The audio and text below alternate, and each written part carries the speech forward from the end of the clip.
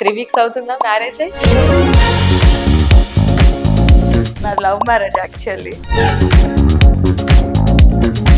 Marriage life ఏ విధంగా ఉంది? ఆ ఒక్క 2 డేస్ హడావిడేమో. ఇక తర్వాత ఫ్యామిలీస్ కలవడం అనేది ఒక కొత్తది, కానీ మేమిద్దరం ఉండే విధానం ముందు ఇప్పుడు ఒకటేలాగా ఉంది. బిఎస్పీ పార్టీకి డబ్బులు ఎట్లా వచ్చేవి? ఇంటింటికి పోయి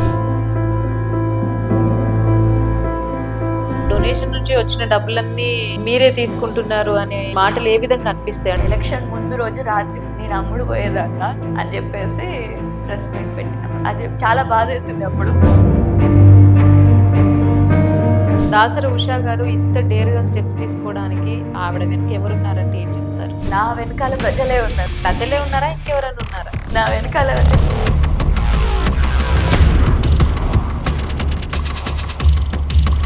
గ్రామాలలో ఉండేటటువంటి సర్పంచ్లు కానివ్వండి, జెడ్పీటీసీలు కానివ్వండి, ఎంపీటీసీలు కానివ్వండి, ఎవరి దగ్గరికి వెళ్తారు? డైరెక్ట్ గవర్నమెంట్ దగ్గరికి వెళ్తారు. పెద్దపల్లి నియోజకవర్గంలో రేప్ అండ్ మర్డర్ జరిగింది. ఒక 7 ఏళ్ల అమ్మాయి కాట్నపల్లి గ్రామంలో వచ్చిళ్ళు అక్కడికి. వాళ్ళ తల్లిదండ్రులకి పైసల వరకు ఇచ్చేది, చేతులు దులుపుకున్నారు. మరి తనకి శిక్ష పడ్డదా లేదా అని.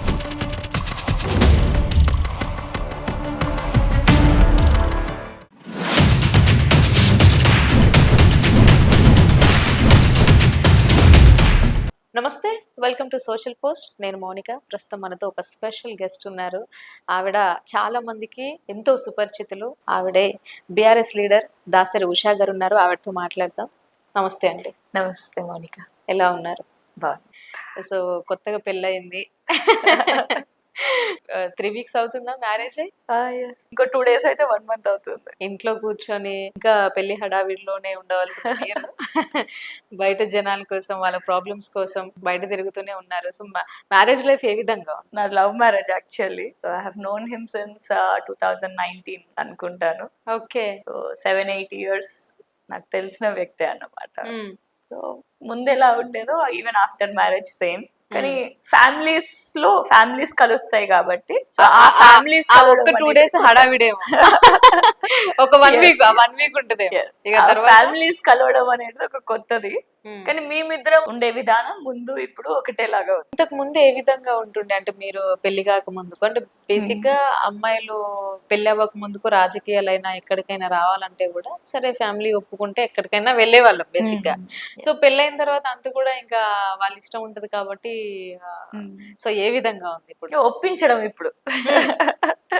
ఎందుకంటే ఇప్పుడు నేను పర్మిషన్ తీసుకునే స్టేజ్ లేదు. వెళ్ళాలా వద్దా అని చెప్పేసి అడిగే రోజులు పోయినాయి యాక్చువల్లీ.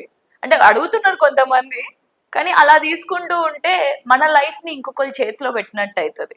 అందుకనే నేను ఏమనుకుంటా అంటే ఎవరైనా కానీ, అది మా అమ్మ నాన్న అయినా కానివ్వండి, లేదా మా అత్త మామలు కానివ్వండి, ఎవరినైనా వాళ్ళని పర్మిషన్ తీసుకునే బదులు వాళ్ళని కన్విన్స్ చేయాలి. కన్విన్స్ చేస్తే ఎవరైనా కన్విన్స్ అవుతారు ఖచ్చితంగా. అంటే మనం చేసే పద్ధతిలో కూడా ఉంటుంది. ఎందుకంటే ఇప్పుడు నేను తలబెట్టినటువంటిది ఇది ఒక పోరాటం చెప్పాలి అని అంటే, ఒక యుద్ధం లెక్కనే. సో ఇప్పుడు నా హస్బెండ్ ఆశిష్ కూడా హీస్ అన్ అసిస్టెంట్ కమాండెంట్ అన్నమాట. ఓకే.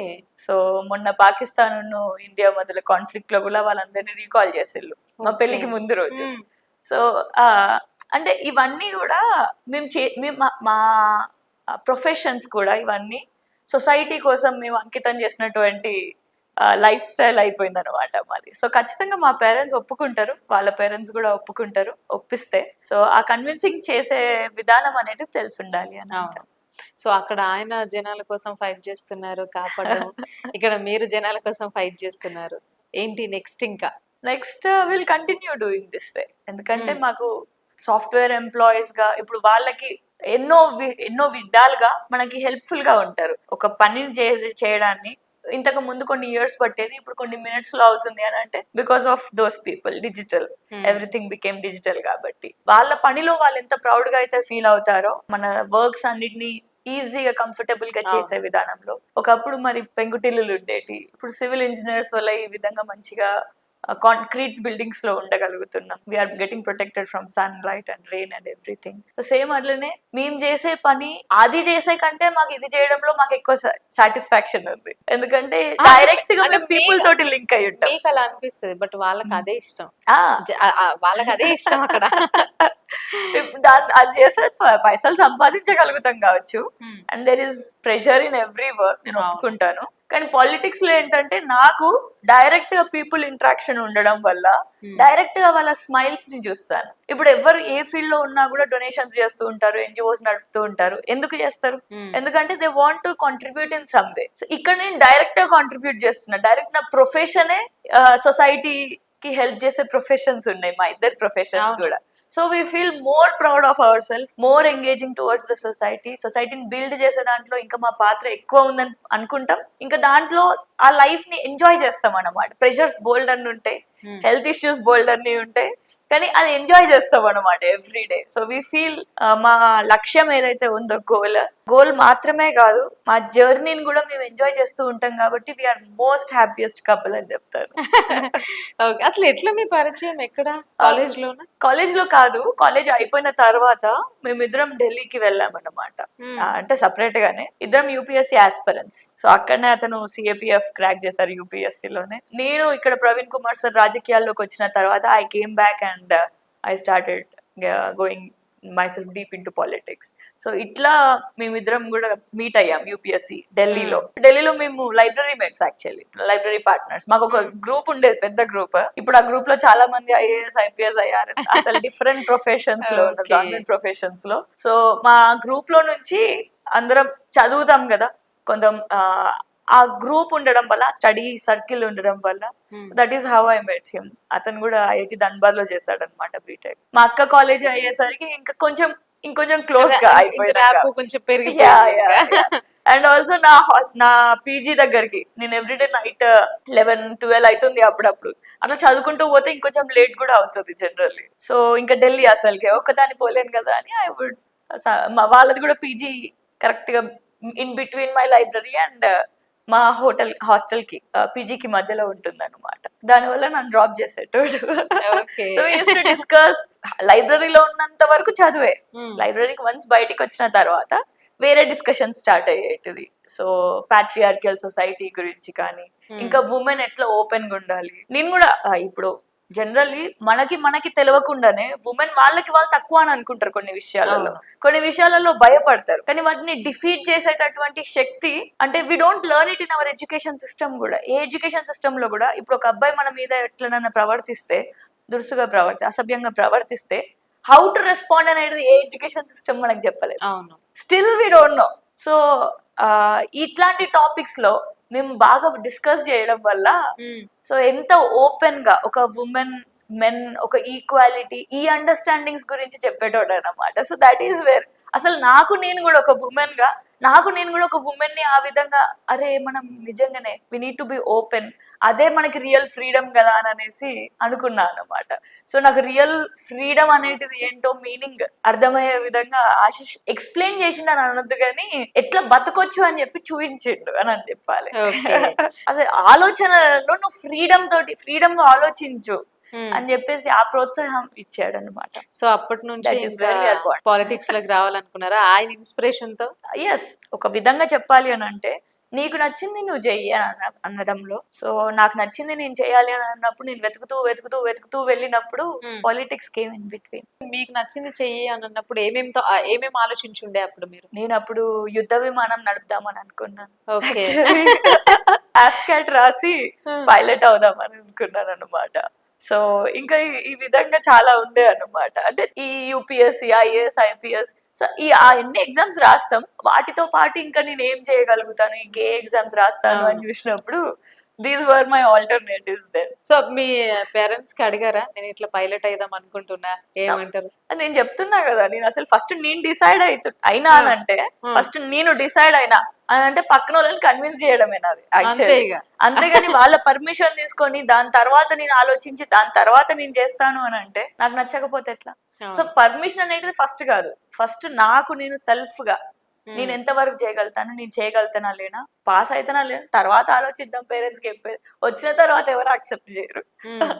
యాక్సెప్ట్ చేయకపోతే ఏమైతుంది, నాకు నేను స్ట్రాంగ్ గా ఉండగలుగుతాను కదా, స్ట్రాంగ్ గా ఉండి చూపించుతాను. I will show them and I will make them accept. అంటే మీ రాజకీయ ప్రవేశం BSP లోకి ఏ విధంగా స్టార్ట్ అయింది అసలు? అప్పుడు Praveen Kumar sir IPS officer గా సెక్రటరీగా ఉన్నారు గురుకులాలకి. సో సెక్రటరీగా రాజీనామా చేసి సడన్ గా రాజకీయాల్లోకి వచ్చారన్నమాట. అసలు నాకు తెలియదు అసలు పాలిటిక్స్ లోకి వస్తున్నారు అని అన్నట్టు కూడా.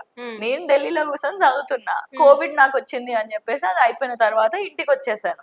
Okay, Covid time full positive time ఉండే కదా, పాజిటివ్ సార్లు వచ్చింది. కారణం వల్ల ఇంటికి వచ్చేసాను. ఇంటికి వచ్చిన తర్వాత ఇంట్లో నుంచే నాన్న బిజినెస్ గానీ ఇంకా బయట తిరగడం గానీ ఈ విధంగా అప్పుడు ఆ టైంలో చేశాను అన్నమాట. కోవిడ్ టైం కాబట్టి డొనేషన్స్ చేయడం గానీ, ఫుడ్ డిస్ట్రిబ్యూషన్స్ గానీ ఇట్లాంటి ప్రోగ్రామ్స్ చేస్తూ ఉండేదాన్ని అప్పుడు. సో ప్రవీణ్ కుమార్ సార్ ఎప్పుడైతే పాలిటిక్స్ లోకి వచ్చారో అనుకున్నా, అరే నేను కూడా దీనికోసమే కదా ప్రిపేర్ IPS ఏదో ఒక గ్రూప్ ఆఫీసర్ అవ్వాలి అని చెప్పేసి ప్రిపేర్ అవుతున్నాను కదా, ఇంత పెద్ద ఆయననే వచ్చిండు, అసలు ఎందుకు వచ్చి ఉంటారు అని చెప్పేసి అందరిని అడిగేదాన్ని అన్నమాట. My father also is one of the major person, key role అన్నమాట నేను పాలిటిక్స్ లోకి రావడానికి. సో ఇనిషియల్ గా మా నాన్న ఉండి నేను డిస్కస్ చేసేటోళ్ళం. ఎట్లా అంటే రోజు మొత్తం చాలా డీప్ డిస్కషన్స్ చేసేటోళ్ళం.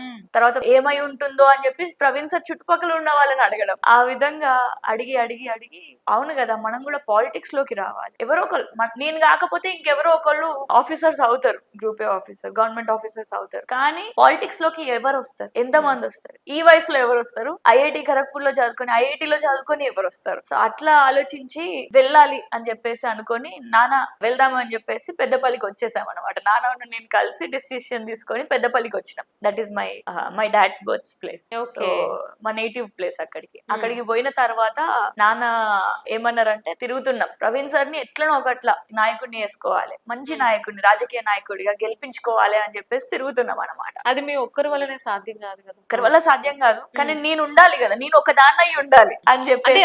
ఇప్పుడు ఆయనని లీడర్ చేయాలనంటే మీతో పాటు చాలా మంది కావాలి. చాలా మంది ఉన్నారు ఆయనతో పాటు, వాళ్ళల్లో మేము కూడా ఒకరం ఉందా. చినుగు చినుగు కలిస్తేనే పెద్ద సముద్రం లెక్క మారుతుంది లాస్ట్ కి. ఆ చినుగు ఆ డ్రాప్లెట్ గా ఉందాము అని చెప్పేసి మేము ఎంటర్ అయ్యామన్నమాట. ఎంటర్ అయిన తర్వాత జనరల్ గా అందరి దగ్గర తిరిగి అన్న మీరు ఎమ్మెల్యేలుగా కావాలని మంచి మంచి క్యాండిడేట్స్ లీడర్స్ దగ్గరికి వెళ్ళి, ఆల్రెడీ రాజకీయాల్లో ఉన్న వాళ్ళ దగ్గరికి వెళ్ళి, రాజకీయంలోకి మీరు BSP లోకి రండి, ఎమ్మెల్యేలుగా కావాలి, బహుజనవాదాన్ని గెలిపించాలి, మీరు BC బిడ్డ, మీరు SC బిడ్డ అని చెప్పి అట్లా కన్విన్స్ చేస్తూ ఆయన కూడా ప్రతి ఒక్కరు ఏడికి పోయినా కూడా పైసలు ఉన్నాయా ప్రవీణ్ సార్ దగ్గర, లేకపోతే అది సాధ్యం అవుతుందా. ఇప్పుడు తెలంగాణ కోసం తెలంగాణ మూవ్మెంట్ అందుకున్నప్పుడు ఏ విధంగానైతే మీరు ఎమ్మెల్యేలు రాజీనామా చేసి రావాలి అని అంటే వచ్చేటోళ్ళ, లేకపోతే లీడర్లు మీరు BSP లోకి రావాలి అని అంటే కూడా సేమ్ అట్లనే అదే డిఫికల్టీస్ ఫేస్ చేసేవాళ్ళం. లాస్ట్ కి నాకు ఇంకా అటు ఇటు తిరిగేసి వాళ్ళు మాట్లాడింది విన్న తర్వాత నా ఇంకా వాళ్ళని వీళ్ళని అడుగుడెందుకు, మనమే పోదాం కదా అని చెప్పిన. జనరల్లీ పాలిటిక్స్ లోకి పెద్దోళ్ళు వెళ్తారు కదా, నువ్వు పోనానా నేను సపోర్ట్ చేస్తా అని చెప్పిన. కానీ మేమిద్దరం కూడా స్పీచెస్ ఇచ్చే విధానంలో ఎక్కడికి పోయినా కూడా నేను కొంచెం నాకున్న నాలెడ్జ్ బేస్ కావచ్చు, లేదా నేను చదువుకున్న చదువు కావచ్చు, ఇవన్నీ నాకు హెల్ప్ఫుల్ అవ్వడం వల్ల బిడ్డ నేను నీకు సపోర్ట్ చేస్తా, నువ్వు వెళ్ళిపో ముందుకి అన్నారు. ఆ విధంగా నేను లైమ్ లైట్ లోకి రావడం జరిగింది. నేను లైమ్ లైట్ లోకి వచ్చిన తర్వాత ఎమ్మెల్యే కావాలి మన వర్గాల వాళ్ళు అని చెప్పి డిసిషన్ తీసుకొని ఇంక ఎమ్మెల్యేనే ఆ టార్గెట్ అని పెట్టుకున్నాను అనమాట. ఎమ్మెల్యేనే టార్గెట్, సరే ఓకే, కానీ అక్కడ నుంచి ఏ విధంగా వెళ్దాం అంటే షార్ట్ టర్మ్ మన జర్నీ ఉంటుంది కదా, ఏ విధంగా ఉండాలి అని అనేసి ఆలోచించినప్పుడు ప్రతిసారి ఎమ్మెల్యే కావాలి అని అనుకున్న లీడర్స్ అందరు కూడా ఏమేమైతే చేస్తారో వీటన్నిటికీ భిన్నంగా మనం ఒక ఎడ్యుకేషన్ ఉంది కాబట్టి ఒక భిన్నమైన యాంగిల్ ఆలోచించాలి అని చెప్పి ఒక డేటా సైన్స్ ట్రైనింగ్ ప్రోగ్రామ్ పెట్టాను అనమాట. ఒక 120 మంది విద్యార్థులకి డేటా సైన్స్ కోచింగ్ ఇచ్చి వాళ్ళకి సాఫ్ట్వేర్ ఇంజనీర్లు అయ్యే విధంగా తీర్చిదిద్దాం అనమాట పెద్దపల్లిలో. దానివల్ల పెద్దపల్లిలో ఒక డేటా సైన్స్ అనే కొత్త డిపార్ట్మెంట్, ఒక కొత్త సబ్జెక్ట్ అనేది, కోర్స్ అనేది స్టార్ట్ అయింది. దాని గురించి చర్చించడం స్టార్ట్ చేసేళ్ళు. ఒక కాలేజ్ లోనైతే డేటా సైన్స్ అనే కోర్స్ పెద్దపల్లిలో 3 years before the elections, 3 years నుంచి సమ్వేర్ 2021 2021 లో వచ్చాను. బిఎస్పీ లో జాయిన్ కాక ముందుకి ఒక 1 year నేను గ్రౌండ్ లో తిరగడం జరిగింది అనమాట. అది అక్కడున్న యూత్ గురించి, ఉమెన్ గురించి, అసలు అక్కడ జాగ్రఫీ గురించి, ఇంకా ఫార్మర్స్ గురించి, లేబరర్స్ గురించి, వీళ్ళందరి గురించి స్టడీ చేస్తూ, అదే విధంగా రాజకీయ కోణంలో ఎవరెవరు రాజకీయ నాయకులు ఉన్నారు, సర్పంచ్లు, ఎంపీటీసీలు, జెడ్పీటీసీలు, ఎంపీపీలు, వీళ్ళందరి గురించి తెలుసుకునేసరికి నాకు ఆ గ్రౌండ్ వర్క్ చేయడానికి టైం పట్టింది. సో ఆ గ్రౌండ్ వర్క్ చేసిన తర్వాత నేను రాజకీయాల్లోకి వచ్చాను అన్నమాట. తర్వాత ఎవ్రీథింగ్ బిఎస్పీ లోకి వచ్చిన తర్వాత ఏ విధంగా మేము ఎమ్మెల్యే క్యాండిడేట్ గా మేము క్యాంపెయిన్ చేసినాము అని చెప్పేసి, అసలు క్యాండిడేట్ నేను, కానీ అక్కడ ఉండే నా వెనకాల ఉండే ప్రతి ఒక్క ఉమెన్ కూడా నేను ఉషక్కని అన్నట్టుగా ప్రతి ఒక్కరు కూడా నేను ఎమ్మెల్యే క్యాండిడేట్ అన్నట్టు క్యాంపెయిన్ చేశారు. They put lot of efforts and time కూడా, వాళ్ళ టైం ని కూడా చాలా. ఎట్లా అంటే మీ బిఎస్పీ పార్టీకి డబ్బులు ఎట్లా వచ్చేవి, ఎట్లా ఎవరు పెట్టుకునే? అవన్నీ మా డబ్బులే. నేను ఎలక్షన్స్, ఎమ్మెల్యే ఎలక్షన్స్ ముందు ఒక దాదాపు ఒక 340 days somewhere around 1 year long ప్రతి గ్రామానికి పోయి ఒక డొనేషన్ బాక్స్ పట్టుకునేదాన్ని. ఇంటింటికి పోయి రూపాయి అడిగేటోళ్ళం అనమాట. రూపాయి అయితే రూపాయి, 100 రూపాయలు అయితే 100 రూపాయలు, 500 అయితే 500, మీకు ఎంత డొనేషన్ చేయగలితే అంత డొనేషన్ చేయమని అడిగేటోళ్ళం. అసలు మీరు బిలీవ్ చేయరు, గుడిసెలల్లో ఉండేటోళ్ళు దే డొనేటెడ్ మీ 500 రూపీస్. చాలా మంది లేబరర్స్, కూలీ పనులు చేసుకునేటోళ్ళు, కౌలు రైతులుగా ఉండేటోళ్ళు, వాళ్ళందరూ కూడా వాళ్ళు నాకు డొనేషన్ చేసిళ్ళు. అట్లా కొన్ని లక్షల రూపాయలు వాళ్ళ దగ్గర నుంచి కూడా సేకరించినాం. ఎలక్షన్స్ కి ఎప్పుడైతే నామినేషన్ వేసిన తర్వాత నా సోషల్ మీడియా చూసి, ఇన్స్టాగ్రామ్, ట్విట్టర్ ఇవి చూసి, గుజరాత్ నుంచి, మహారాష్ట్ర నుంచి వాళ్ళు ట్రైన్లలో వచ్చి, బస్సులలో వచ్చి నాకు ఒక 20,000 రూపాయలు, 30,000 రూపాయలు ఆ విధంగా కూడా ఇవ్వడం జరిగింది. పైసలు అనేటివి మేము ఈ విధంగానే సేకరించినాం. అట్లనే మా నాన్నగారు కూడా ఆయన ఏవైతే సేవింగ్స్ ఉన్నాయో అవన్నీ తీసి నాకు ఇచ్చారు. So this is how I could do it in my elections. అంటే మీరు ఇంత చేశారు, ఇంత ఫైట్ చేశారు, జనాలకి ఏమేం కావాలో దగ్గరుండి చూసుకున్నారు. మరి ఆ డొనేషన్ నుంచి వచ్చిన డబ్బులన్నీ మీరే తీసుకుంటున్నారు అని కొన్ని మాటలు ఏ విధంగా అనిపిస్తాయి? అంటే మీ దృష్టికి ఏమైనా వచ్చాయా ఇట్లా మాట్లాడుతున్నారా? అవి ఎందుకు అట్లా రాలేదు అని అంటే చెప్తాను. నేను తీసుకున్న ప్రతి ఒక్క డొనేషన్ కూడా నాతో పాటు తిరిగిన ఎంతో మంది మహిళలు ఉన్నారు కదా, కొన్ని వేల మంది మహిళలు నాకు సహకరించిన వాళ్ళందరూ కూడా, వాళ్ళందరూ భోజనానికి, వాళ్ళందరూ ట్రావెలింగ్ కి, ఎందుకంటే వాళ్ళు టైం ఇస్తున్నారు. వాళ్ళు కూలికి పోతే వాళ్ళకి పైసలు రావు. సో ఇప్పుడు వాళ్ళకి ఎట్లా, వాళ్ళ ఇంట్లో తిండి పెట్టాలి కదా, చిన్న చిన్న పిల్లలు ఉంటారు, వాళ్ళ హస్బెండ్ కి తిండి పెట్టాలి, వాళ్ళ పిల్లలకి తిండి పెట్టాలి, వాళ్ళందరికి ఎక్కడి నుంచి వస్తాయి? సో వాళ్ళు ఇచ్చిందంతా మళ్ళీ తిరిగి వాళ్ళకే వెళ్ళింది చెప్పాలి అని అంటే. సో ఈ విధంగా ఉండేసరికి నా మీద ఎప్పుడు కూడా ఆ విధంగా రూమర్స్ రాలేదు. కానీ నామినేషన్ వేసిన తర్వాత గేమ్ స్టార్ట్ అయింది. నామినేషన్ వేసిన తర్వాత, కరెక్ట్ నామినేషన్ వేసిన తర్వాత కూడా కాదు, యాక్చువల్లీ 48 hours బిఫోర్ ఎలక్షన్, ఓటేసే 48 hours ముందు సడన్ గా ఒక రూమర్ స్టార్ట్ అయింది, ఉషక్క అమ్ముడు పోయింది అని అనేసి. ఎందుకు? మీరు ఇప్పుడు బిఎస్పీ పార్టీ నుంచే కదా ఎమ్మెల్యేగా నామినేషన్ వేయడానికి వెళ్ళింది? ఎమ్మెల్యేగా నామినేషన్ వేసింది బిఎస్పీ పార్టీ నుంచే. 48 hours ముందు సడన్ గా ఏ విధంగా ప్రచారం చేసిందంటే నేను అమ్ముడు పోయినా, బీఆర్ఎస్ వాళ్ళేమో నేను కాంగ్రెస్ కి అమ్ముడు పోయినా అని, కాంగ్రెస్ వాళ్ళేమో నేను బీఆర్ఎస్ కి అమ్ముడు పోయినా అని చెప్పి ఈ విధంగా ఎంత విపరీతంగా క్యాంపెయిన్ చేసిందంటే వాళ్ళు, ఆఖరికి పక్కన డిస్ట్రిక్ట్స్ లో నుంచి కూడా నాకు ఫోన్ కాల్స్ చేసి నిజంగా మీరు డ్రాప్ అయిపోయిలా, మీరు యాక్టివ్ గా ఎందుకు లేరు అని అన్నారు. According to election rules 48 hours ముందు ఎవ్వరు కూడా ఏ క్యాండిడేట్ కూడా క్యాంపెయిన్ చేయడానికి వీలు లేదు, క్యాంపెయిన్ చేయొద్దు. సో 48 hours ముందు నుంచి నేను క్యాంపెయిన్ క్లోజ్ చేసిన.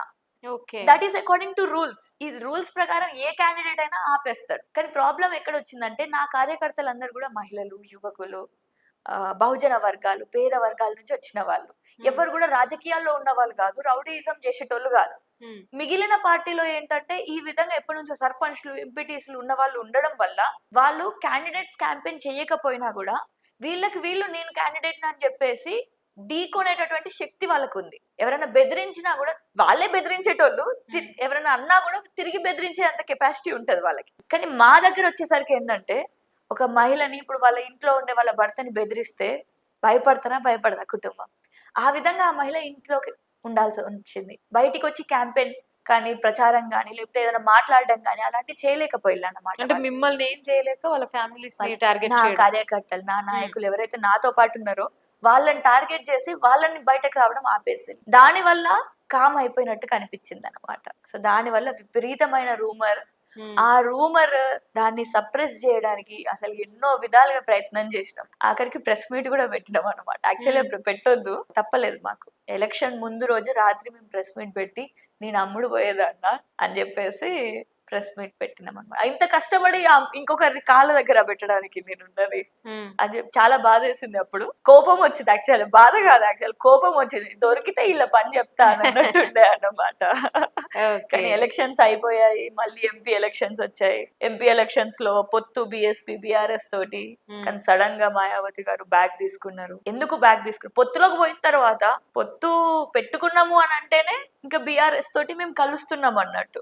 సో వాళ్ళ ఏ తప్పు పనులు చేసినా, ఏ కరెక్ట్ పని చేసినా అవన్నీ మాకు కూడా అంటుతాయి అన్నట్టు. సో కరెక్ట్ పని చేసినప్పుడు మాత్రమే కాదు, తప్పు పనులు ఏమన్నా ఉంటే కూడా మా దగ్గర అంటుతాయి. అంటే వాళ్ళ మీద ఉన్న రూమర్స్ కూడా మా రూమర్స్ గా అంటిపోతాయి అన్నమాట. సో ఆ విధంగా మాయావతి గారు ఎప్పుడైతే రద్దు అని అన్నారో, అరే మేము రెడీగా ఉన్నాం ఒక బ్రదర్స్ అండ్ సిస్టర్స్ లెక్క కలవడానికి, కలిసినాక విడిపోమంటే ఎట్లా సాధ్యమైంది?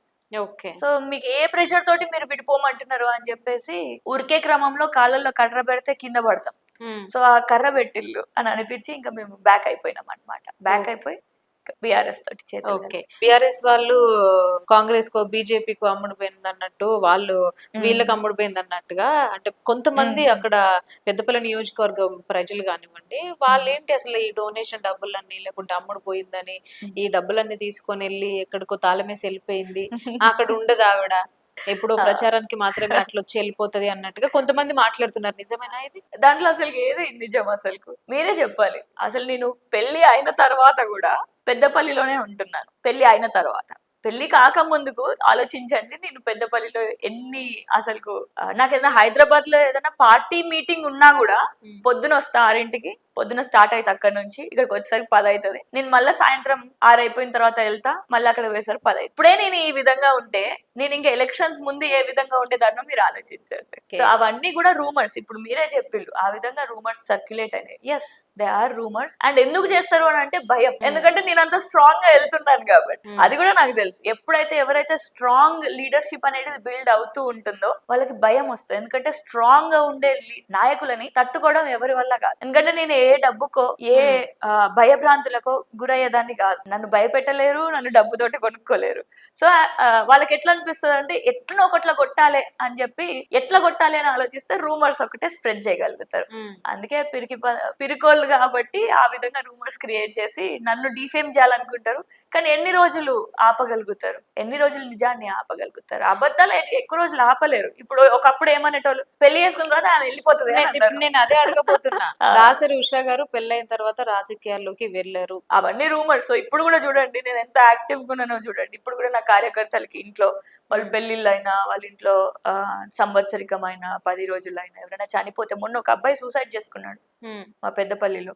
అసలు సూసైడ్ చేసుకోవడానికి కారణం ఏంటి అని చెప్పి వాళ్ళ ఇంటికి పోయి ఆరాధియడం అయింది అనమాట. సో ఈ విధంగా మర్డర్స్ జరుగుతున్నాయి పెద్దపల్లిలో, విపరీతంగా మర్డర్స్ జరుగుతాయి. అసలు ఈ సంవత్సరంలోనే 3 మర్డర్స్ జరిగినాయి.